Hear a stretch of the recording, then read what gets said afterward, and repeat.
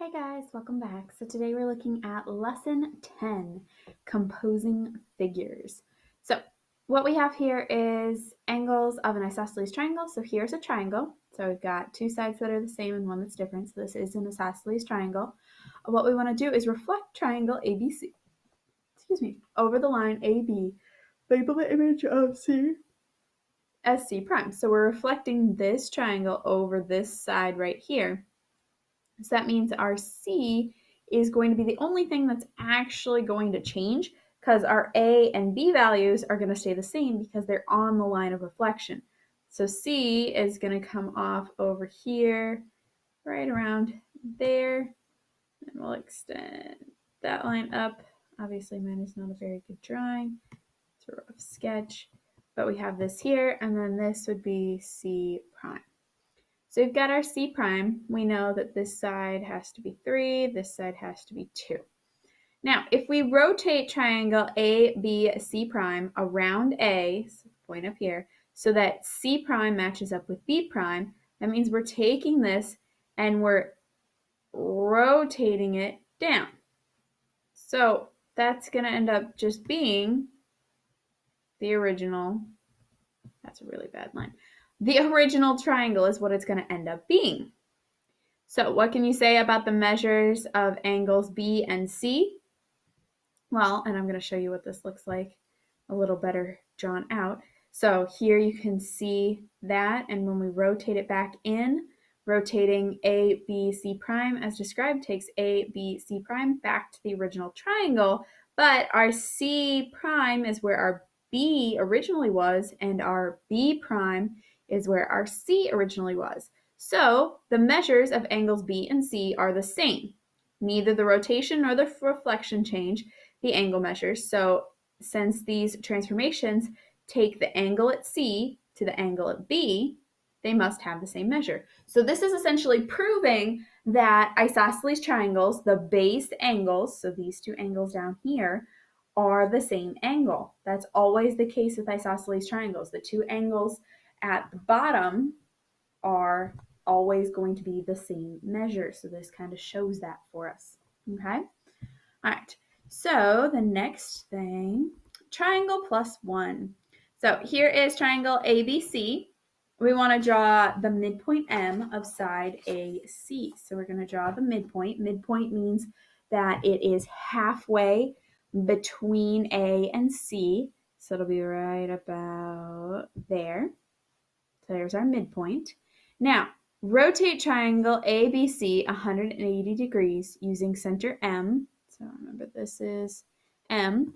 To form triangle CDA, draw and label this triangle. So what this is going to look like, if we rotate around that point 180, this is going to come off over here and go like that, and that's going to be our D. Now, that's obviously a rough sketch. Let me show you what it would look like a little nicer. After that rotation, this is what it looks like a little nicer and exact when we rotate that around. So we end up with that triangle right there. Remember, it just flips because we're doing it about the midpoint. It's just going to switch. This is our C, this is our A now, and then our B came over here to be D. So this is the new figure that we have, and if we look, sorry.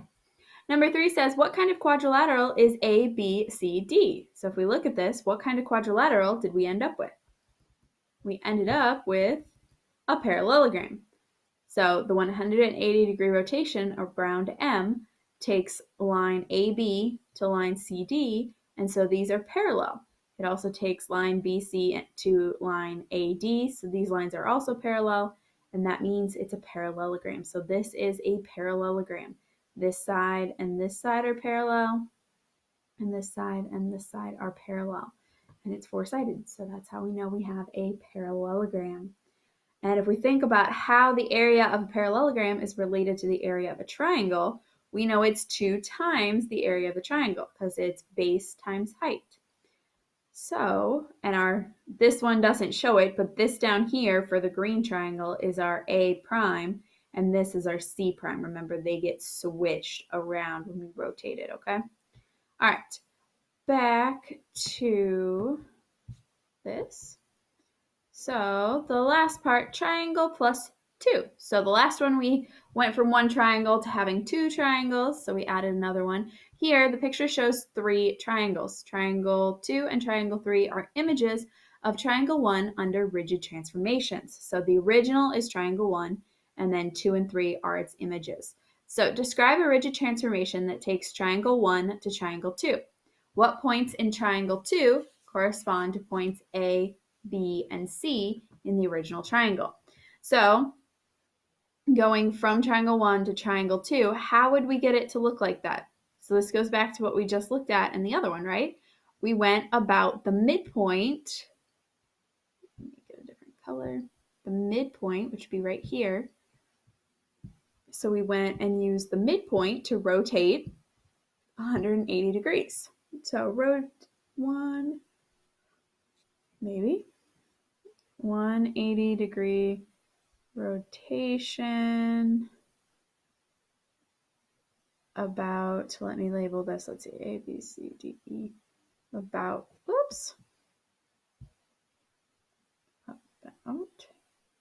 F.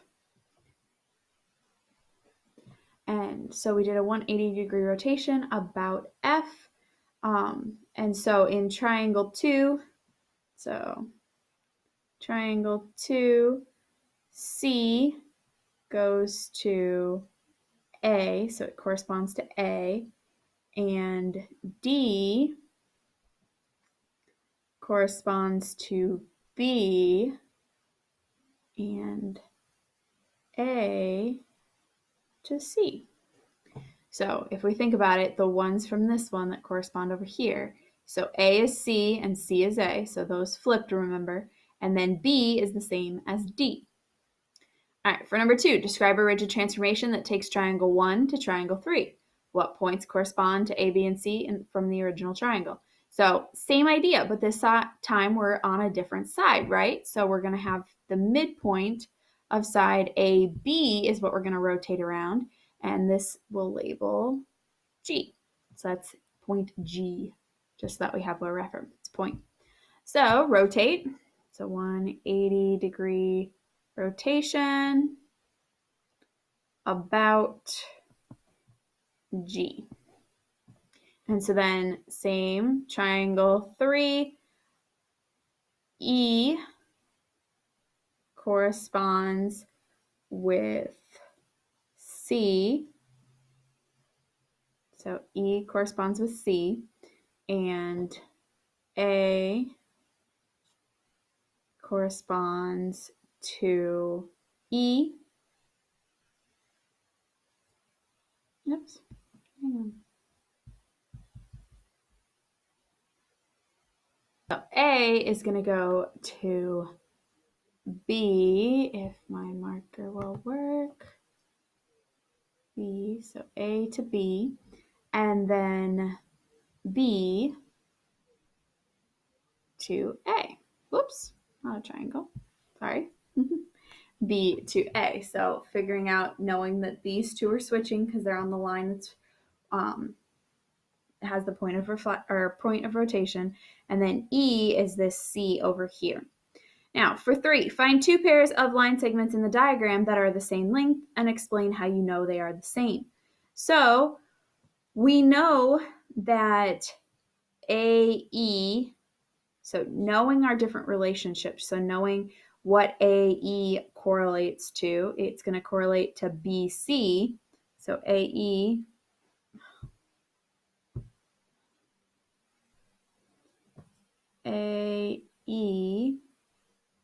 and BC correlate, as well as AD and AD. Yeah.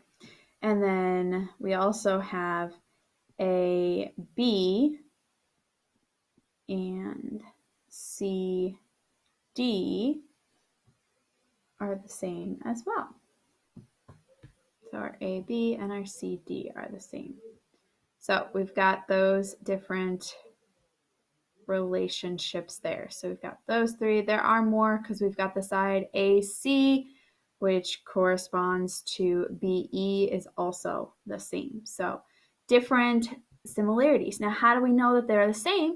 Well, through rigid transformations, we were able to go from from triangle 1 to triangle 2, and from triangle 1 to triangle 3. So we know they have to be the same because side measures don't change when we take and do rigid transformations.